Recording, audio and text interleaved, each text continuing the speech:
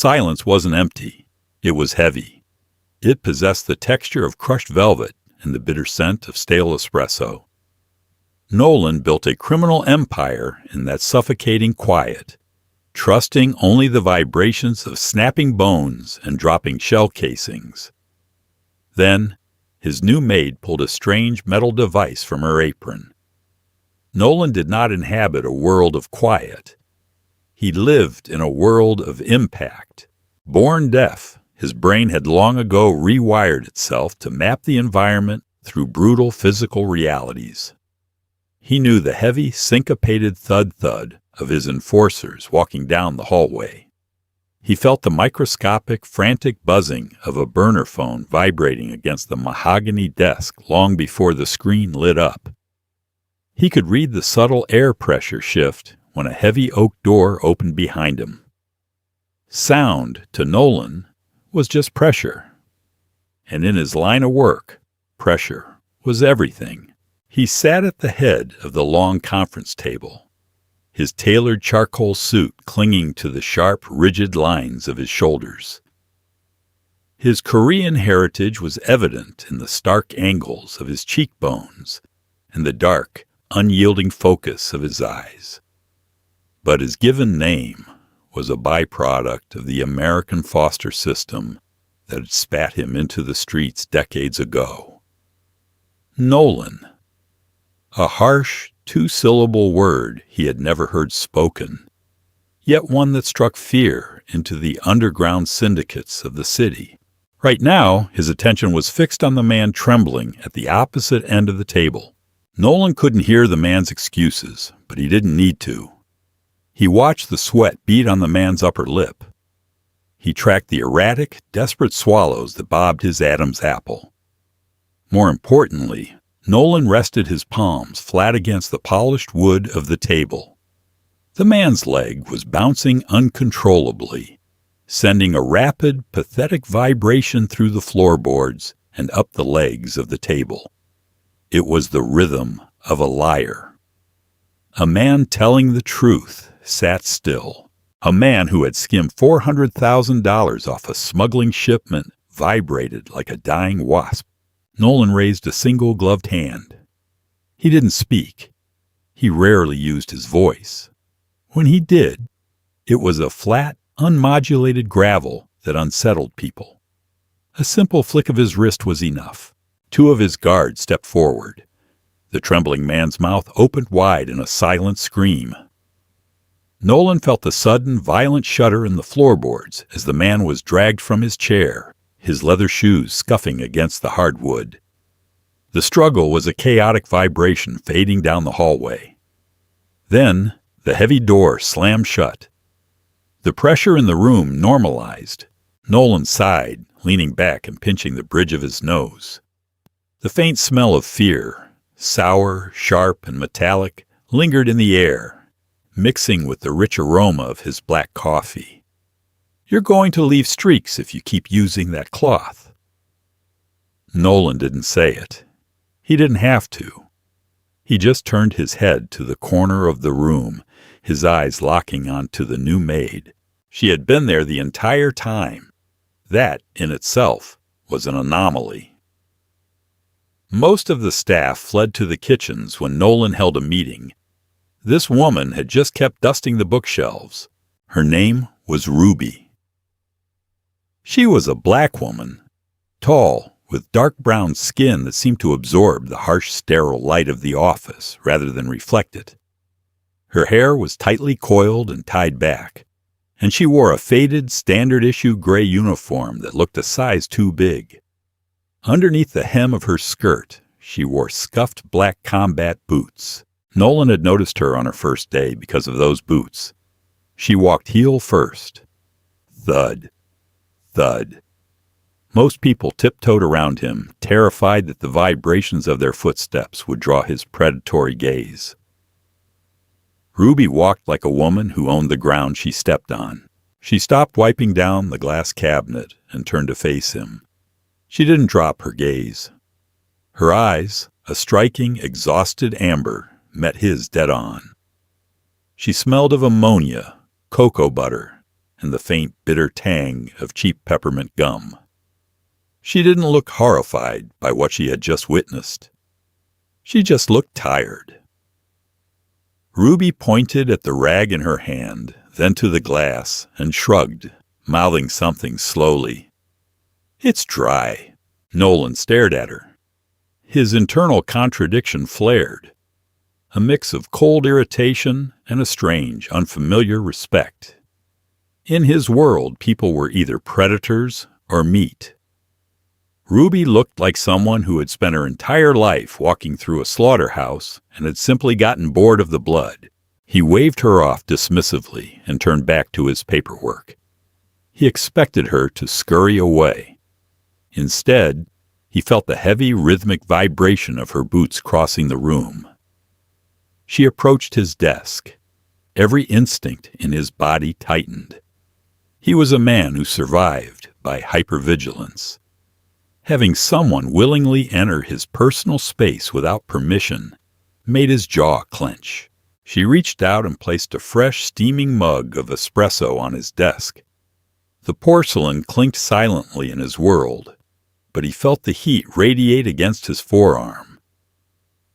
She didn't wait for a thank you. She just turned and walked out, her heavy boots sending rhythmic, grounded pulses through the floor. Nolan watched her go, his eyes lingering on the doorway long after the vibrations faded. He took a sip of the espresso. It was perfectly bitter. A week later, the barometric pressure dropped. For most people, a thunderstorm was just a change in weather. For Nolan, it was a sensory nightmare. The massive shifts in atmospheric pressure played havoc with his damaged inner ears. It wasn't sound that tortured him. It was the agonizing, invisible weight crushing against his skull. It caused severe vertigo, a phantom ringing that vibrated in his jawbone, and a deep, nauseating lack of balance. By 3 p.m, the sky outside the floor-to-ceiling windows of his study had turned a bruised, sickly purple. The air inside the sprawling mid-century estate felt thick, almost gelatinous. Nolan was on the floor. He had tried to make it from his leather armchair to the liquor cabinet to pour a glass of whiskey, anything to dull the intense throbbing behind his eyes. But the room had suddenly tilted on a violent axis. He collapsed onto the Persian rug, his shoulders slamming hard against the floorboards. He stayed there, panting, eyes squeezed shut, his fingers digging into the intricate wool pattern of the rug. He hated this. He hated the vulnerability. He was the head of the most ruthless syndicate on the East Coast. Yet here he was, reduced to a shivering, nauseous animal because the sky decided to change pressure. Through the floorboards, he felt the massive, shuddering impacts of thunder. They weren't sounds. They were physical blows. Boom! A deep rolling tremor that rattled his ribs. Boom! Another strike that made his teeth ache. Then a different vibration. Lighter, steady, thud, thud, thud. Ruby! Nolan forced his eyes open. The room spun wildly, but he could see her standing in the doorway, a stack of clean towels in her arms. She froze when she saw him on the floor. Nolan's face flushed with a violent, ugly mixture of shame and rage. He snarled, waving his hand frantically for her to leave. "Get out!" He tried to push himself up, but a fresh wave of vertigo hit him and his elbow gave out. He slumped back to the floor, chest heaving, a cold sweat breaking out across his forehead. He waited for her to run. He waited for the inevitable pity or the panic. Instead, the towels hit the floor with a muffled vibration. Ruby didn't run. She walked right up to him. She crouched down, the knees of her uniform popping, her presence bringing a wave of that familiar cocoa butter and ammonia scent. Nolan glared at her, his breathing ragged. He bared his teeth, a silent threat, a warning to back away. Ruby ignored it. Her face was entirely calm. It wasn't the patronizing calm of a nurse, but the pragmatic calm of a mechanic looking at a busted engine. She reached into the deep canvas pocket of her apron. Nolan braced himself, his muscles coiling. Was she an assassin? Was this the moment an opportunistic rival had paid her to put a bullet in his head while he was down? He tried to shift his weight to reach the holster at his ankle, but the room violently tilted again, pinning him to the rug. She pulled out an object. It wasn't a gun. It was a heavy, ugly mechanical cylinder constructed of machined brass and exposed copper coils. It looked like a brutalist piece of medical equipment, roughly the size of a flashlight, with a smooth black silicone node attached to the tip. A thick wire trailed from the bottom of the cylinder, plugging into a small, boxy battery pack she had clipped to her belt. She flicked a switch on the box. A tiny red light sparked to life. Nolan stared at the device, utterly confused. He stopped struggling for a fraction of a second. Ruby moved fast. Before he could bat her hand away, she pressed the smooth silicone node directly against the bone just behind his left ear. The mastoid process. Nolan's eyes widened. It wasn't a feeling. It wasn't a vibration. It was an intrusion. For the first time in 38 years, something violently bypassed his dead eardrums. The copper coils in the device whirred, translating the ambient acoustic waves of the room into high-frequency micro-vibrations that drilled perfectly, mathematically, into the resonant frequency of his cochlea.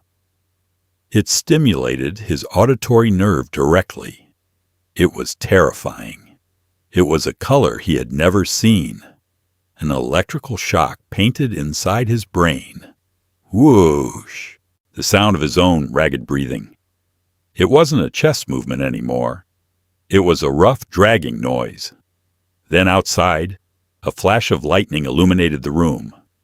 A second later, the thunder hit. But he didn't just feel it in his chest. Crack rumble. The sound tore through his skull. It was immense, jagged, and terrifyingly vast. It had layers, sharp, tearing highs and deep guttural lows that seemed to echo in the cavern of his mind. It wasn't just pressure. It had a shape. It had a voice. Nolan let out a choked, wet gasp. He panicked. The sensory overload was absolute and catastrophic. His brain, unaccustomed to processing the stimuli, short-circuited. He violently threw his arm out, striking Ruby hard in the shoulder. She stumbled backward, the device slipping from his bone. Instantly, the world plunged back into the heavy, suffocating silence. The shape of the room collapsed. The roar vanished, leaving only the dull, familiar throb of pressure in his ribs. Nolan scrambled backward like a cornered wolf, his back hitting the base of the heavy oak desk. He pulled his knees to his chest, his hands flying up to grip his head, his fingers digging into his dark hair. He was shaking violently. His breath came in sharp, invisible pants. He stared at Ruby, his eyes wide, terrified, and burning with an unspeakable, raw fury. He wanted to kill her. He wanted to drag her back and beg her to press the cold metal to his skull again. The contradiction was tearing him apart. Ruby sat on the floor a few feet away, rubbing her struck shoulder. She didn't look angry. She didn't look afraid of the murderous glare he was giving her.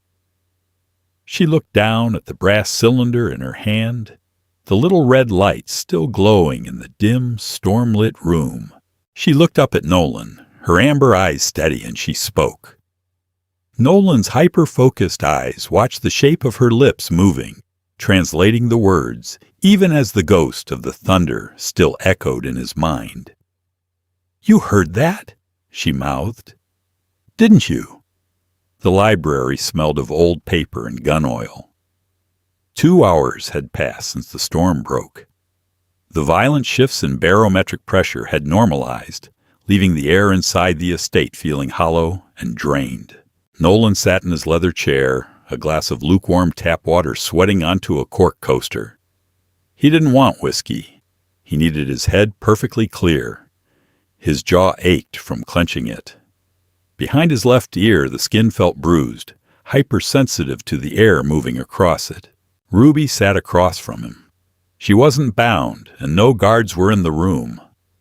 Nolan had dismissed them with a sharp, violent hand gesture that brooked no argument. This was a private humiliation. He hated that she had seen him on the floor, reduced to a trembling nerve ending. He hated even more that he had assaulted her in a blind panic. Between them, resting on the green felt of the desk blotter, was the brass cylinder. Nolan pointed to it, his finger stopping an inch from the metal. He locked eyes with Ruby, his expression flat, dead, and demanding. Ruby leaned back in the heavy wingback chair. She didn't look like a maid anymore. Stripped of the apron, the oversized gray uniform just looked like mechanic's overalls. She rubbed her shoulder where he had struck her, a slow, methodical rotation of the joint. "I built it," she said. Nolan watched her lips. She spoke slowly, deliberately, giving him time to track the shapes. "It's an experimental piezoelectric bone conduction transducer, jury-rigged. It bypasses the tympanic membrane and middle ear entirely." Nolan pulled a silver pen from his breast pocket and dragged a legal pad across the desk. His handwriting was aggressive, the ink pressed deep into the paper. "Why do you have it?" He slid the pad toward her. Ruby glanced at the paper, then back at him. "I wasn't always scrubbing your floors. 5 years ago, I was a bioacoustic engineer for a defense contractor in Virginia. We were developing tactical headsets for special operations, gear that allowed operators to communicate through skull vibrations while wearing heavy ear protection under mortar fire." She paused, her tongue darting out to wet, dry lips. "I flagged a defect in the battery shielding. It was causing micro-seizures in the test subjects. They told me to bury the report. I didn't. So they buried me, fired me, sued me into bankruptcy for violating NDAs, and made sure I couldn't get a job wiring a toaster, let alone an acoustic lab. I kept the schematics in my head. I built that in my apartment using scrapped copper wire, a modified hearing aid battery, and a lot of stolen soldering flux." Nolan absorbed the information. He believed her.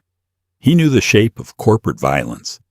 It was just a sterilized version of what he did. He picked up the pen again. "Why use it on me?" Ruby exhaled, a long, slow breath that made her shoulders slump. "Because I'm tired, Mr. Nolan. I clean up after your guards. I wash blood out of expensive rugs. I watch you sit in this room, completely isolated, running a goddamn empire in total silence. Today, the pressure dropped, and I saw a man drowning in dry air. I had the life raft in my pocket. I acted on instinct." She reached out and placed her hand over the brass cylinder. Nolan flinched, a microscopic tightening of his neck muscles, but he didn't pull a weapon. "Your brain isn't used to it," Ruby continued, her amber eyes intensely focused on his. "You've been deaf since birth, yes?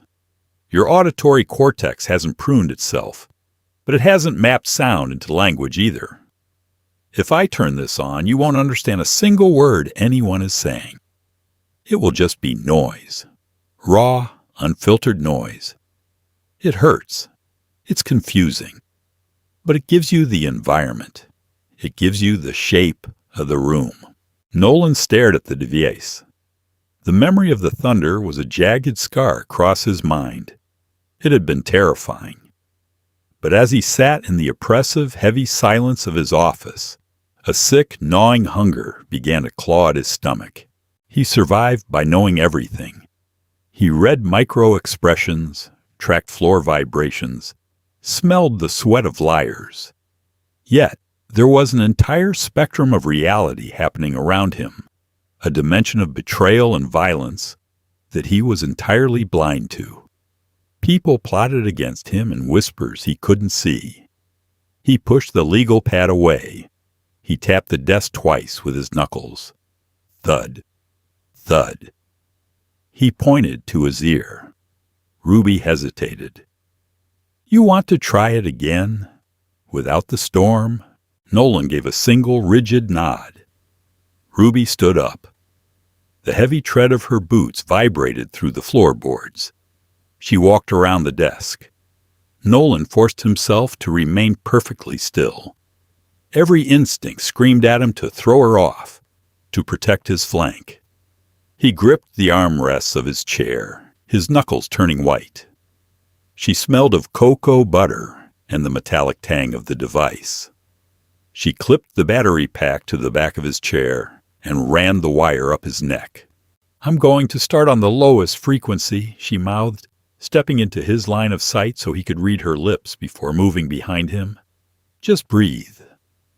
She pressed the smooth silicone node against his mastoid bone. Nolan squeezed his eyes shut. Click. It wasn't an explosion this time. It was a creeping, insidious static. It felt like 1,000 tiny insects crawling against the inside of his skull. Then, the static resolved into textures. A low, continuous drone filled his head.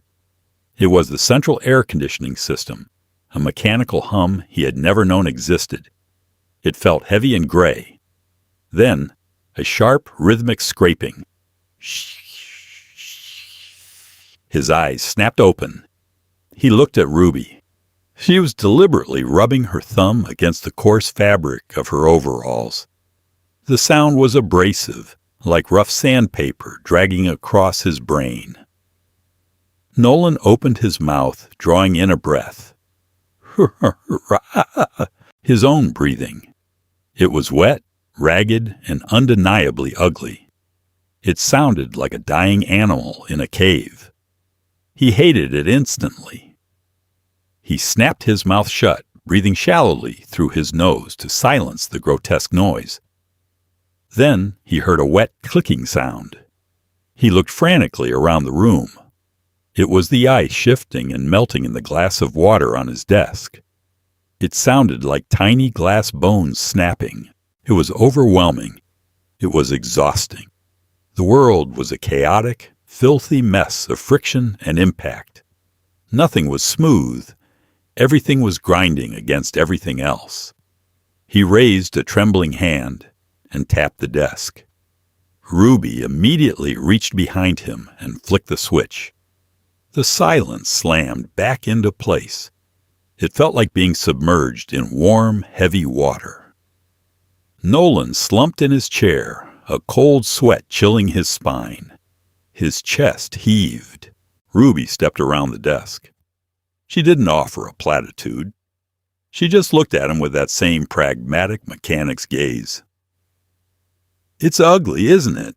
she mouthed. Nolan looked at her, his dark eyes wide and vulnerable for a fraction of a second before the cold, mob boss exterior hardened over them once again.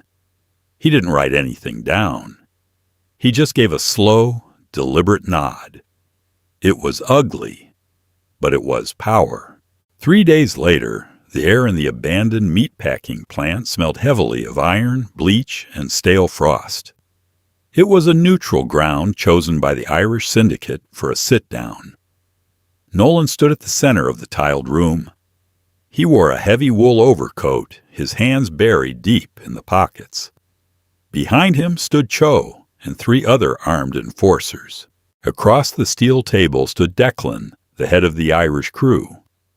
Declan was a massive, florid man who smiled too much. Nolan had always hated dealing with him. Declan's beard obscured his mouth, making him impossible to lip-read accurately. Nolan usually had to rely on a translator, an incredibly dangerous vulnerability. But today, Nolan didn't need to read Declan's lips. Hidden beneath the high collar of his turtleneck, the brass cylinder was firmly taped against his skull. The wire ran down his spine to the battery pack in his trouser pocket. Ruby sat in a rusted-out van 3 blocks away, monitoring the frequency via a paired radio transmitter she had hacked together over the weekend.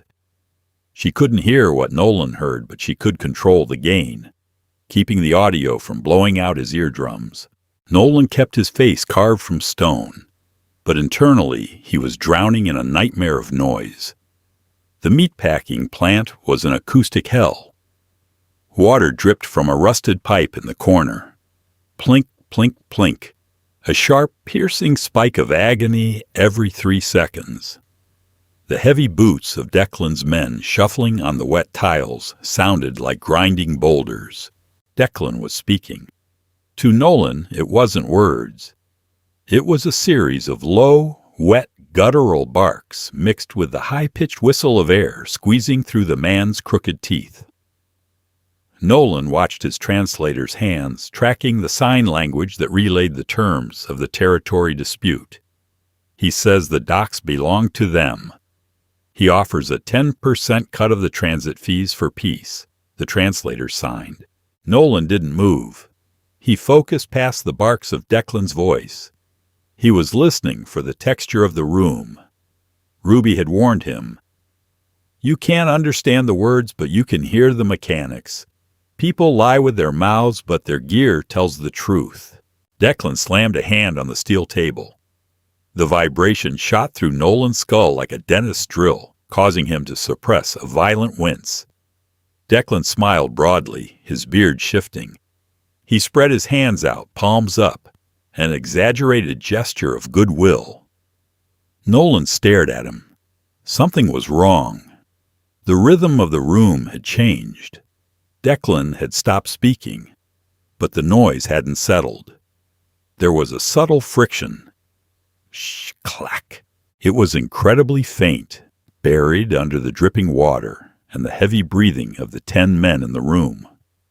But to Nolan's hyper-fixated, newly awakened auditory nerve, it was as distinct as a flare in the dark. It came from Declan's left side, from the man standing slightly behind him, hands buried in a trench coat. Nolan recognized the mechanical texture of the sound. He had spent his entire life cleaning, assembling, and firing weapons. He knew what steel sliding against steel felt like. Now he knew what it sounded like. It was the safety being clicked off a heavy-caliber automatic pistol. Declan was smiling. The translator was signing. He wants to shake on it. Nolan didn't wait for the hand to extend. His reaction wasn't heroic. It was feral. He didn't draw his own weapon. That would take too long. Instead, he lunged forward, grabbing the heavy steel table by its rusted edge, and hurled it upward with a violent, agonizing grunt of effort. The noise was apocalyptic. The massive crash of steel hitting the concrete floor tore through the bone transducer. It felt like a physical axe cleaving Nolan's brain in two. He screamed, a raw, guttural sound he couldn't hear, only feeling the vibration tear his throat. Chaos erupted. The man behind Declan pulled his gun, but the flying table clipped his knees. He fired wildly. Crack, crack, crack. The gunshots in an enclosed, tiled room didn't just hurt. They shattered Nolan's reality. The shockwaves overloaded the homemade device. Sparks literally shot from the battery pack in his pocket, burning his thigh. The copper coil melted against the silicone node. Nolan hit the wet floor, his hands flying to his head, curling into a tight ball as his men opened fire. He was blind to the world, buried in a catastrophic storm of feedback, static, and the agonizing ringing of a dead sense being electrocuted. He didn't see Cho shoot Declan. He didn't see his men secure the room. He just lay there, shivering violently on the cold, wet tiles, smelling the suffocating stench of cordite, bleach, and freshly spilled copper. Hands grabbed him. He fought them wildly, striking out until he recognized the familiar, heavy, syncopated vibration through the floorboards. Thud, thud. Cho. Cho hauled him to his feet. Nolan's vision was swimming. He reached a trembling hand behind his ear and violently ripped the melted transducer and the medical tape from his skin. Instantly, the catastrophic noise vanished. The heavy, beautiful, thick silence slammed back over him like a protective vault door. The world was quiet again. Nolan slumped against Cho, breathing hard, his eyes scanning the carnage. Declan and his men were dead. The ambush had failed. Nolan looked down at the crushed, melted piece of brass in his palm. The wire was frayed, the silicone scorched. It had hurt him. It had humiliated him. It had given him the ugliest experience of his life, and it had saved his empire. An hour later, Nolan was back in his office. The air was clean. The silence was absolute. The door opened. He didn't need to feel the vibration to know who it was. Ruby walked in, wearing her oversized gray overalls, carrying a fresh mug of espresso. She set it on his desk. She looked at the burn mark on his neck, then at the charred remains of the device sitting on the blotter. She didn't look sorry. She looked pragmatic. She pulled a small notepad from her pocket and wrote something down, sliding it across the desk toward him. Nolan picked it up. His hands were still trembling slightly. "I can build a better one," the note read.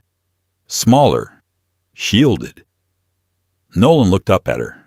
Her amber eyes were steady, unblinking. She wasn't a maid anymore. She was the architect of his new reality. He hated the noise.